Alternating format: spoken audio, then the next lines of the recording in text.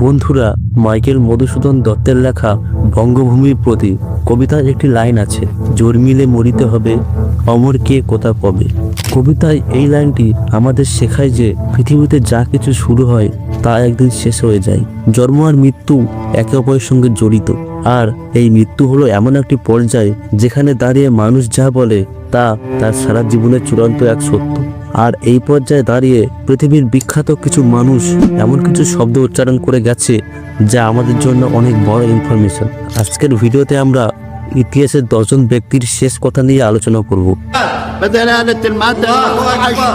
যা তাদের জীবনের সঙ্গে জড়িত ছিল, যা থেকে আমরা অনেক কিছু শিখতে পারি।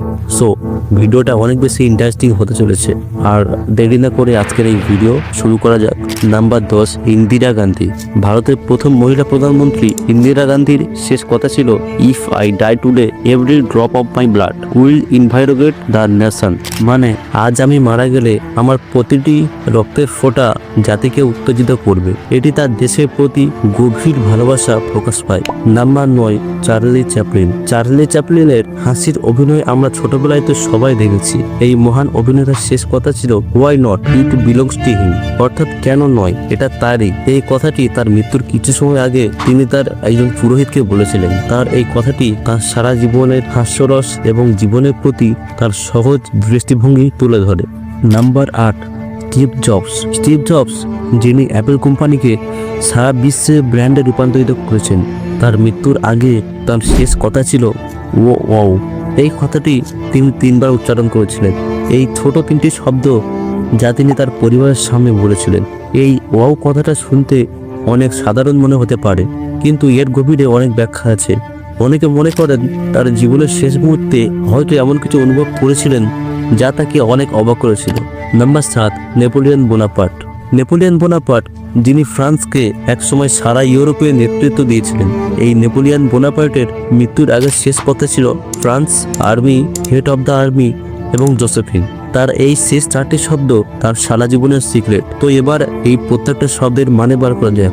তার প্রথম শব্দ ফ্রান্স, অর্থাৎ তার প্রিয় দেশ, যার জন্য তিনি সারা জীবন লড়াই করেছেন। এরপর তার দ্বিতীয় শব্দ আর্মি, অর্থাৎ সেনাবাহিনী, যারা তার স্বপ্নকে বাস্তবায়িত করতে সাহায্য করেছিল। এরপর হেড অফ দ্য আর্মি, মানে তিনি নিজের কথা বলেছেন, যা তাকে বিশ্ব ইতিহাসে অমর করেছে। এরপর জোসেফিন, তার প্রথম স্ত্রী, যাকে তিনি প্রচুর ভালোবাসতেন। নেপোলিয়ন বোনাপার্টের শেষ কথাগুলো আমাদের মনে করিয়ে দেয় যে স্বপ্নকে বাস্তবায়িত করতে হলে সাহসী হতে হয়। Number 6, Albert Einstein.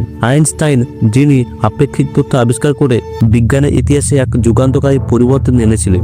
এই মহান বিজ্ঞানীর শেষ কথাগুলো আজও রহস্য হয়ে আছে। অ্যালবার্ট আইনস্টাইন তার মৃত্যুর আগে জার্মানি ভাষায় তার নার্সকে কিছু বলেছিলেন, কিন্তু তার নার্স বুঝতে পারেননি, কারণ তিনি জার্মানি ভাষা জানতেন না। এই জন্য তার শেষ কথাগুলো আজও রহস্য হয়ে আছে। নাম্বার 5, রবীন্দ্রনাথ ঠাকুর।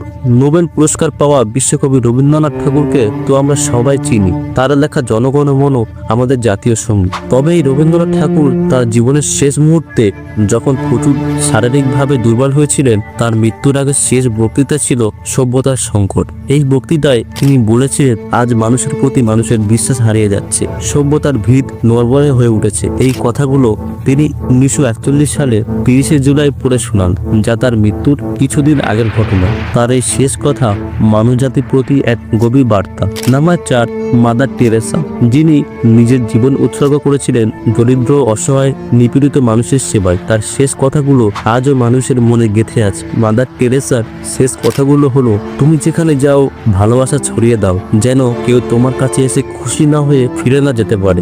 মাদার টেরেসার এই শেষ কথাগুলো শুধু তার নিজের জীবনের সারমর্ম নয়, এটা আমাদের জন্য এক মহান শিক্ষা। তার জীবন আমাদের শেখায় যে আমরা সবাই ভালোবাসা এবং সেবার মাধ্যমে পৃথিবীকে পরিবর্তন করতে পারি। Number 3, Michael Jackson. Michael Jackson, যিনি কোটি কোটি মানুষের মনে জায়গা করে নিয়েছেন। মাইকেল জ্যাকসন মৃত্যুর আগে তার শেষ কথা হয়েছিল তার ব্যক্তিগত চিকিৎসক ডক্টর কনরাড মারের সঙ্গে। তিনি বলেছিলেন, let me have same milk. এখানে মিল্ক বলতে তিনি ঘুমানোর জন্য ব্যবহৃত প্রোপোকল নামক শক্তিশালী ওষুধের কথা বুঝিয়েছিলেন। এটি ছিল তার ঘুমের ওষুধ, আর তার ঠিক কিছুক্ষণ পর এই ওষুধটি বেশি খাওয়ার ফলে মাইকেল জ্যাকসন মারা যান। নাম্বার 2, অ্যাডলফ হিটলার, যিনি দ্বিতীয় বিশ্বযুদ্ধের সবচেয়ে বিতর্কিত চরিত্র। তার শেষ কথাগুলো আজও ইতিহাসের আলোচনায় আলোচিত। তিনি তার মৃত্যুর আগে বলেছিলেন, I will never fell into the hands of the enemy, I choose death over illumination.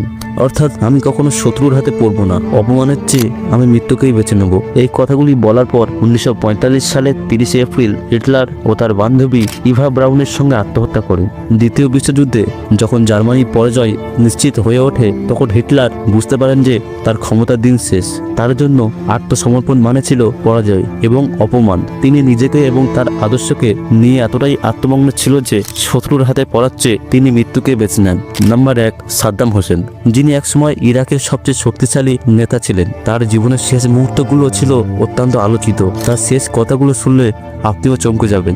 Saddam হোসেনের মৃত্যুদণ্ডের আগের শেষ কথা ছিল, লা ইলাহা ইল্লাল্লাহু মুহাম্মাদুর রাসূলুল্লাহ, মানে আমি সাক্ষ্য দিচ্ছি যে আল্লাহ ছাড়া কোনো উপাস্য নেই এবং আমি এও সাক্ষ্য দিচ্ছি হযরত মুহাম্মদ সাল্লাল্লাহু আলাইহি ওয়াসাল্লাম আল্লাহর প্রেরিত রাসূল। তিনি ইসলামের কালেমা উচ্চারণ করেছিলেন এবং ধর্মের প্রতি তার দৃঢ় বিশ্বাস প্রকাশ করেছিলেন। সাদ্দাম হোসেনের শেষ কথাগুলো মনে করিয়ে দেয় যে ক্ষমতা চিরস্থায়ী নয় এবং জীবনের প্রতিটি পদক্ষেপে ধর্ম অনুযায়ী সমস্ত নিয়ম মেনে চলা উচিত। গাইস, আজকের ভিডিও এই পর্যন্ত শেষ। যদি ভালো লাগে অবশ্যই লাইক, কমেন্ট অ্যান্ড সাবস্ক্রাইব করবেন। সো দেখা হচ্ছে নেক্সট ভিডিওতে। ততক্ষণের জন্য জয় হিন্দ, জয় ভারত, আসসালামু আলাইকুম।